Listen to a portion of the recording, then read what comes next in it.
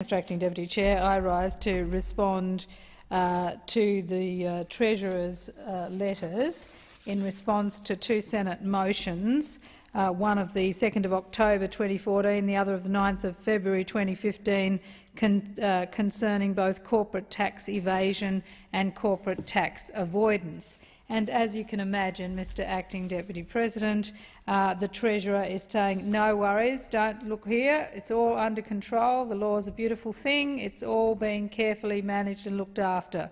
Well, it's not.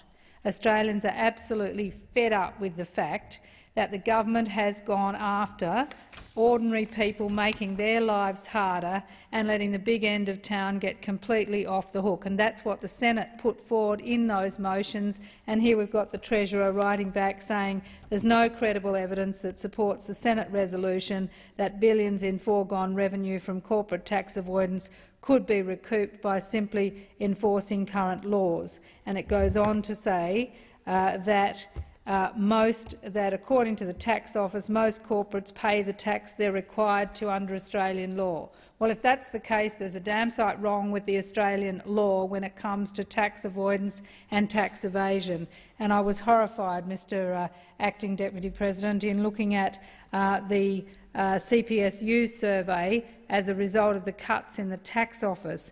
And what they had to say was getting the Big Four accounting firms to conduct audits instead of the Tax Office is a real worry, because it's actually a pilot program known as the External Compliance Assurance Process, uses a small number of companies earning over $100 million, and it could become a permanent feature. And basically, you've got, with PricewaterhouseCoopers as one of the architects of the Luxembourg schemes, it does seem incredulous that the Tax Office would continue to hire them as consultants and continue to pretend that this is a sound proposition. We've got a situation where corporate Australia is not paying its way.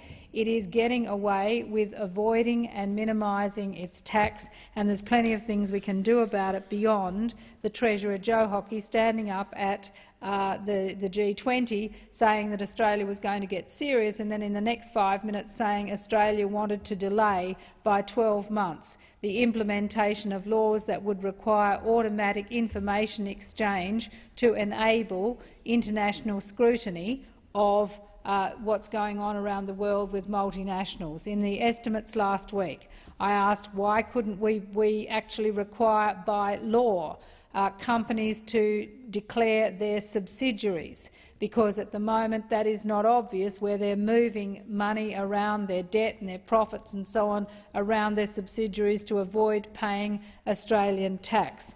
We've also got MyEFO last year, and of course we would all remember that after the Treasurer, Mr Hockey, made a great song and dance at the G20 about how he was going to act on tax evasion, then asked for another year and didn't join the early movers, and then in the MyEFO statement at the end of the year said that the government would not be proceeding with anti-avoidance measures and various provisions that had been put there by the Labor government. We have had the Luxembourg scandal. We've had the HSBC scandal. We know that corporates are avoiding their tax. We know in submissions to the current inquiry that we have in the Senate that there is very much a culture in Australia about if you don't minimise tax, you're mad. And I'm sure everybody remembers Kerry Packer giving evidence to the 1991 House of Representatives Committee of Inquiry into the Australian print media industry. When he was questioned about his tax payments, he says, "Now, of course I'm minimising my tax, and if anybody in this country doesn't minimise their tax, they want their heads read." Well, that was Kerry Packer, and that's pretty much the culture that you will find with the big corporates around Australia. And as the Australia Institute points out in their submission, as we see with the Australia Institute in their submission, they talk about the disparity between corporate tax rate and income tax rates, and pointing out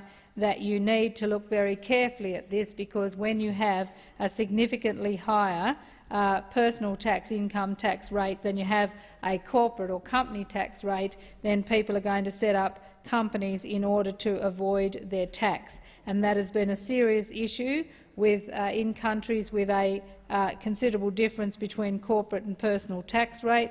Sweden, for example, had a large discrepancy between the top personal marginal tax rate of 55% and its corporate tax rate of 28%, and as a result it developed strong and comprehensive anti-avoidance rules, and we have not done the same in Australia. The fact is our laws have not kept up with the manner in which the Big Four have dealt.